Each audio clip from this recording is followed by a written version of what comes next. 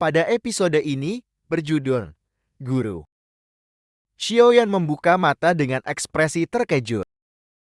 Dia menggelengkan kepalanya karena tidak percaya dengan kejadian yang dia alami. Mimpi apa itu? Terlihat sangat nyata, ucapnya. Di sebuah hutan dengan pohon yang berdaun warna kuning. Ibu, aku sudah mencapai tingkat 7. Ucap seorang anak kepada ibunya. Bagus Yan Er. Kamu pasti akan menjadi sangat kuat saat menjadi dewasa nanti. Ucap seorang ibu kepada anaknya. Dan anak tersebut ternyata adalah Xiaoya ketika masih kecil. Tentu saja. Aku akan menjadi dosain. Tidak. Menjadi dogod dan membawa kehormatan untuk keluarga kita. Ucap Xiaoyan. Ibunya hanya bisa tertawa bahagia. Dasar anak ini. Ucap ibunya. Pemakaman keluarga. Maafkan aku karena datang terlambat, Ibu. Aku sungguh malu. Ucap Xiaoyan di depan makam ibunya. Yan Er hanya pecundang sekarang. Menjadi bahan lelucon orang-orang di kota. Maaf, Yan Er telah mengecewakanmu. Ibu. Ucap Xiaoyan sambil menangis. Penghinaan yang aku terima hari ini pasti tidak akan kubiarkan untuk terjadi kedua kalinya. Teriakan Xiaoyan. Kehidupan sudah takdir masing-masing. Hai Nai, sepertinya kamu butuh bantuan. Siapa? Siapa yang berbicara? Ucap Xiaoyan panik mendengar suara misterius tersebut. Di mana kamu melihat? Aku ada di sini. Di dekatmu? Suara yang berasal dari cincin, dan cincin tersebut melayang dan bercahaya. Kamu? Siapa kamu? Kenapa kamu ada di dalam cincinku? Ucap Xiaoyan. Tenanglah. Aku tidak akan mencelakaimu. Setelah bertahun-tahun, akhirnya ada seseorang yang cukup menarik. Memberikan Duki selama 3 tahun. Xiaoyan terkejut mendengar perkataan tersebut. Jangan bilang semua itu salahmu. Karena Dokiku menjadi sangat sedikit selama 3 tahun ini. Ucap Xiaoyan dengan nada tinggi. Seseorang di dalam cincin itu tertawa kecil dan berkata, aku tidak punya pilihan lain. Pilihan lain apanya? Jadi itu semua salahmu. Ucap Xiaoyan dengan marah. Itu semua salahmu. Ucap Xiaoyan sambil melemparkan cincin tersebut. Siang. Xiaoyan tersadar. Cincin itu adalah peninggalan ibu satu-satunya. Gumam Xiaoyan menyesal karena melempar cincin tersebut. Cincin itu adalah peninggalan ibu satu-satunya. Gumam Xiaoyan menyesal karena melempar cincin tersebut. Masih muda tapi sudah pemarah. Terdengar suara yang berasal dari cincin tadi. Apa? Xiaoyan menoleh ke belakang dengan ekspresi terkejut. Hei Nak, kita ketemu lagi. Ucap seseorang pria berambut putih panjang yang keluar dari cincin tersebut. Kamu? Jadi itu bukan mimpi? Kamu? Siapa kamu? Tanya Xiaoyan. Jangan terkejut seperti itu. Aku hanya menghisap dukimu selama 3 tahun. Ucap pria tersebut. Tutup mulutmu. Xiaoyan marah dengan mengepalkan tangannya. Apa kamu tidak tahu? Apa yang aku alami selama 3 tahun ini? Ucap Xiaoyan sambil memukul pria tersebut dengan tangannya. Apel. Tembus? Xiaoyan terkejut karena pukulannya tembus. Tidakkah kamu sedikit lebih dewasa karena menjadi bahan lelucon 3 tahun ini? Ucap pria tersebut. Jadi maksudmu, aku harus berterima kasih. Ucap Xiaoyan. Aku menyarankanmu agar jangan bersikap seperti itu. Apa mau luka itu kambuh lagi? Ucap pria tersebut. Bersikap seperti ini? Jika bukan karena kamu, aku tidak akan seperti ini dari awal. Dan aku tidak akan mendapatkan hinaan dari tunanganku sendiri yang ingin membatalkan pertunangan kami. Ucap Xiaoyan dengan nada marah. Aku bisa membuat dokimu kembali. Ucap pria tersebut sambil tersenyum. Xiaoyan menghentikan pukulannya dan berkata, "Apa? Apa yang barusan kau katakan?" Xiaoyan terkejut. "Aku bilang, aku bisa membuatmu menjadi kuat lagi." Ucap pria berambut putih panjang tersebut. "Pergilah saja kau sialan." Ucap Xiaoyan sambil menendang pria tersebut. Akan tetapi sia-sia karena tendangan tersebut tembus. "Kenapa?" tanya pria tersebut. "Aku sekarang sudah tahu kenapa dokiku habis. Dengan bakatku, apa kamu pikir aku akan membutuhkan bantuanmu?" Ucap Xiaoyan dengan percaya diri. "Sinalan itu bakatnya tidak kalah hebat daripada kamu. Untuk mengalahkannya 3 tahun lagi itu sulit.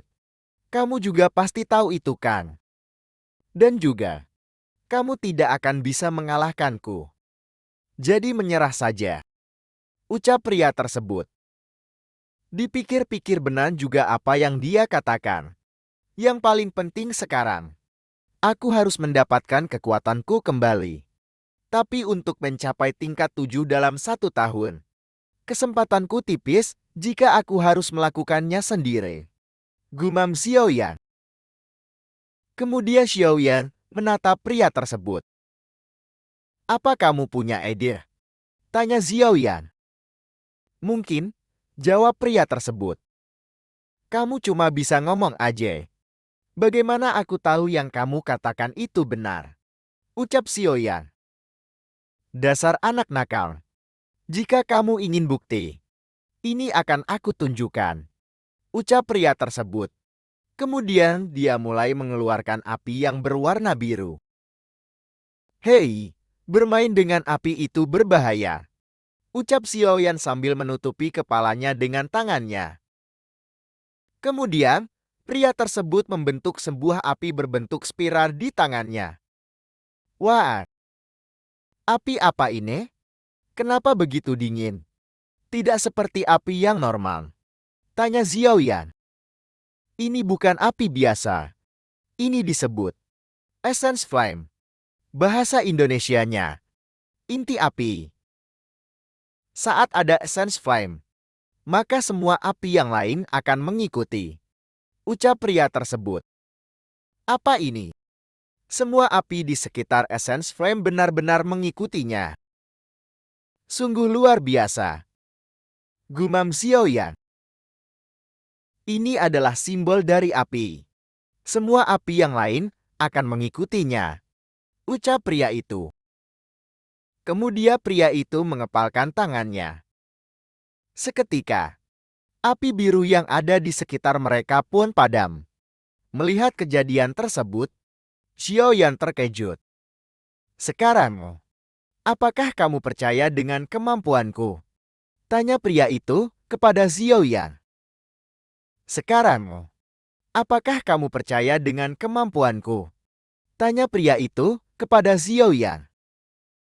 "Jika kamu bisa membantuku mencapai tingkat 7 de Practitioner, semua yang terjadi selama 3 tahun ini akan aku lupakan.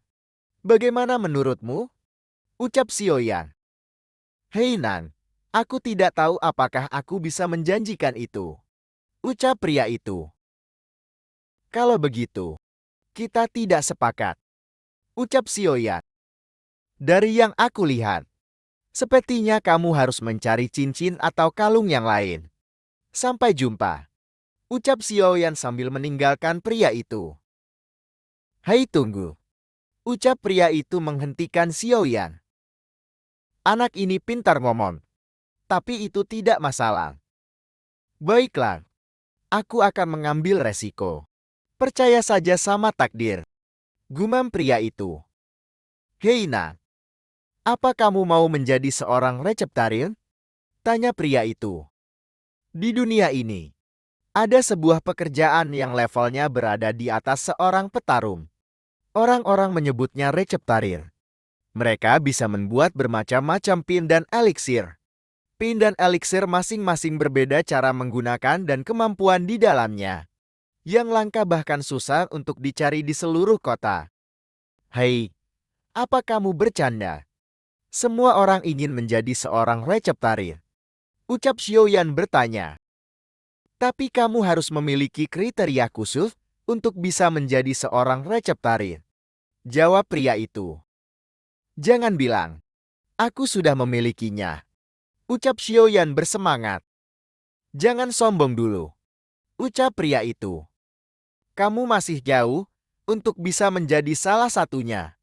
Lanjut pria itu. Itu bukan masalah. Tapi dikatakan, jika ingin menjadi receptarir, maka harus butuh seorang guru untuk melalui setiap tingkatannya. Jangan bilang, kalau kamu. Ucap Xiaoyan sambil menunjuk pria itu. Iya benar. Aku adalah seorang receptarir. Aku bisa mengajarimu. Jawab pria itu.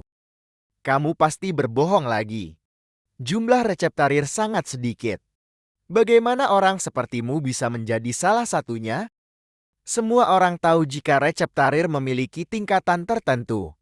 Dari yang terlemah sampai yang terkuat. Mulai dari tingkat 1 sampai tingkat 9 yang tertinggi. Sekarang kamu ada di tingkat berapa? Tanya Xiaoyan.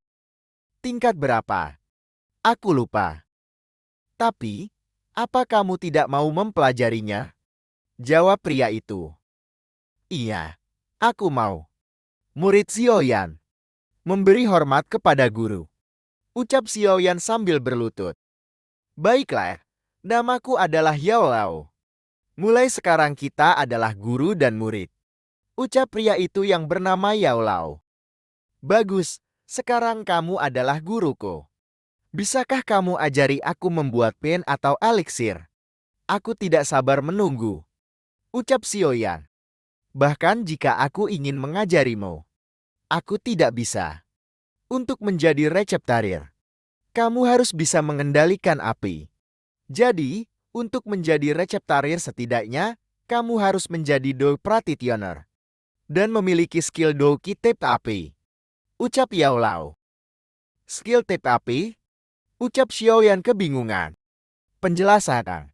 Skill Doki dibagi menjadi 4 kelas, Tian, Di, Zhuang, Huang. Semakin tinggi levelnya, semakin kuat skillnya. Jadi, cepat berikan skill api kelas Tian padaku, dan aku akan mencobanya. Ucap Xiaoyan.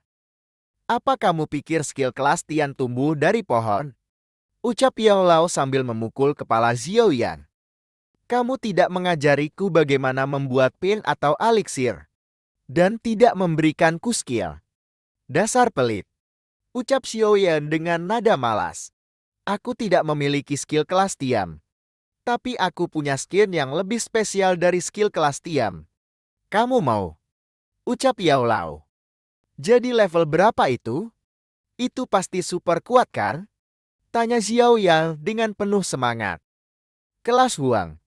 Level terendah. Jawab Yao Lao. Huang.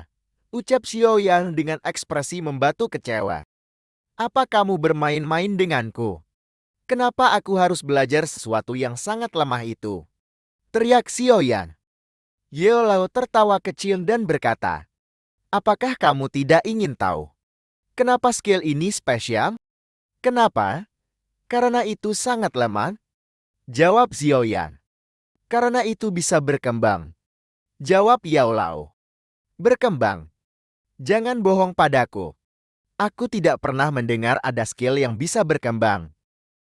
Hei Nar, dunia ini penuh dengan keanehan dan sesuatu yang baru. Apa kamu mempelajarinya? Tidak. Atau orang lain? Tidak. Xiaoyan bertanya terus-menerus kepada Yao Lao. Dan dijawab dengan singkat oleh Yao Lao. Xiaoyan sangat marah mendengar itu. Dasar kamu pembohong. Teriakan Xiaoyan. Semua kata-kataku itu benar. Tapi skill tidak terlalu penting sekarang. Tugas pertamamu adalah membeli semua barang yang tertulis di sini. Ucap Yao Lao sambil mengeluarkan kertas yang berbentuk seperti kertas jimat. Apa? Semua ini. Apa kamu bercanda? Xiaoyan terkejut melihat daftar barang tersebut.